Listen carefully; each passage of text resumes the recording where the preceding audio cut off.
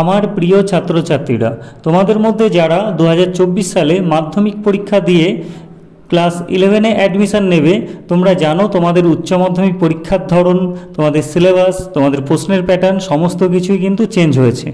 এর আগের বছর পর্যন্ত যে নিয়ম ছিল, মাধ্যমিক পরীক্ষার পর কোনো একজন স্টুডেন্ট সে ক্লাস 11-এ অ্যাডমিশান নিত এবং ক্লাস 11-এ একটাই ফাইনাল এক্সাম তার হতো এবং সেটা স্কুলেই এক্সামটা হতো।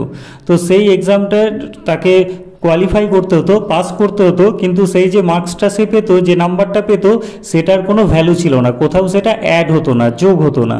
কিন্তু এই 2024 সালে তোমরা যারা ক্লাস 11-এ অ্যাডমিশান নিতে চলেছো, তোমাদের পরীক্ষার সিস্টেম সম্পূর্ণ চেঞ্জ হচ্ছে। তোমাদের ক্ষেত্রে উচ্চ মাধ্যমিক পরীক্ষার জন্য 4টে সেমিস্টার এক্সাম হবে।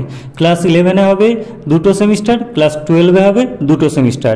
এই 4টে সেমিস্টারের নাম্বারই কিন্তু তোমার গুরুত্বপূর্ণ। 4টে সেমিস্টারের নাম্বার মিলেই তোমার এইচএসের নাম্বারটা হবে।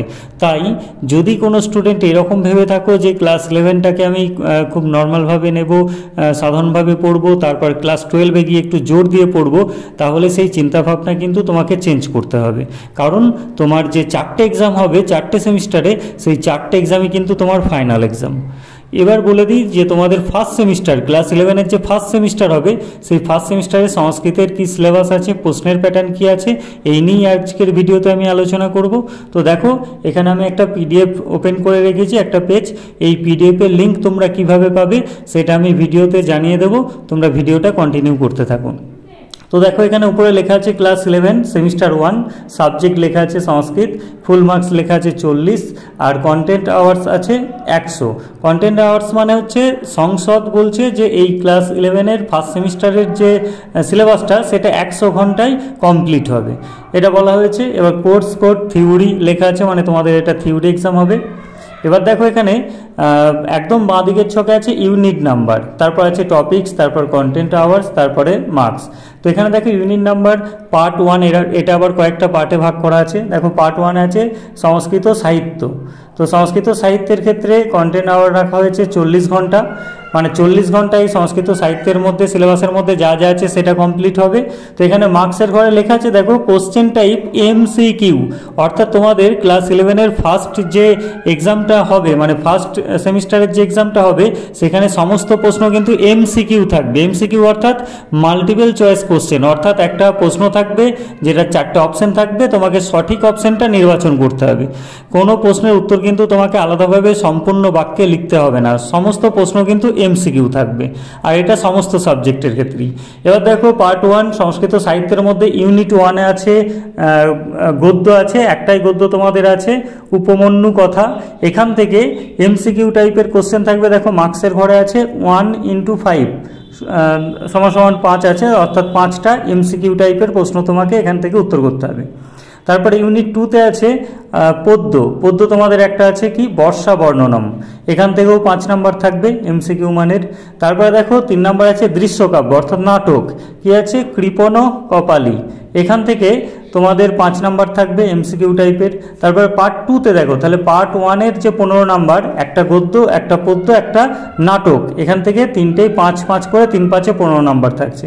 পার্ট 2-তে আছে দেখো সংস্কৃত ব্যাকরণ ও সংস্কৃত সাহিত্যের ইতিহাস, এখানে দেখো দেওয়া আছে কন্টেন্ট আওয়ার 60, 40 + 20 অর্থাৎ টোটাল 60। সংস্কৃত ব্যাকরণের ক্ষেত্রে 40 ঘন্টা আর সংস্কৃত সাহিত্যের ইতিহাসের ক্ষেত্রে 20 ঘন্টা, টোটাল মার্কস আছে দেখো 25।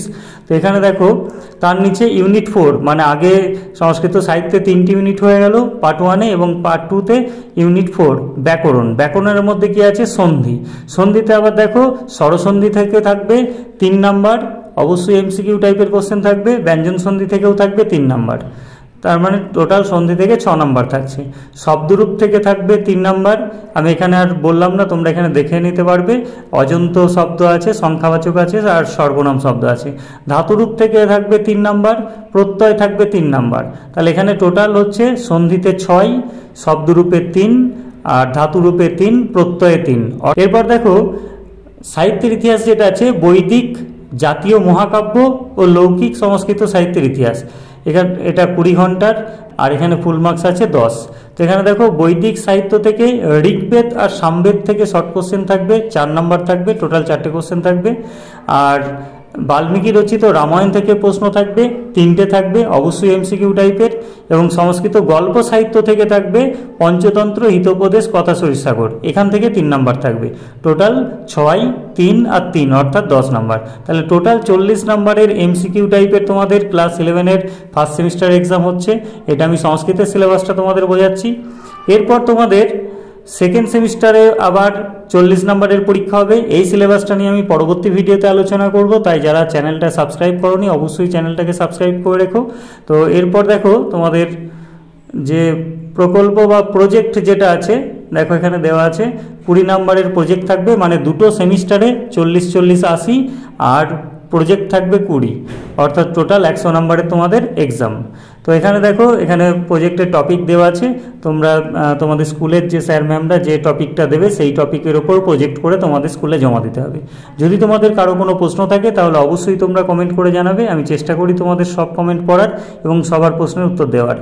আর অবশ্যই চ্যানেলটাকে সাবস্ক্রাইব করে রেখো আর বন্ধুদের মধ্যে ভিডিওটা প্রচুর পরিমাণে শেয়ার করে দিও।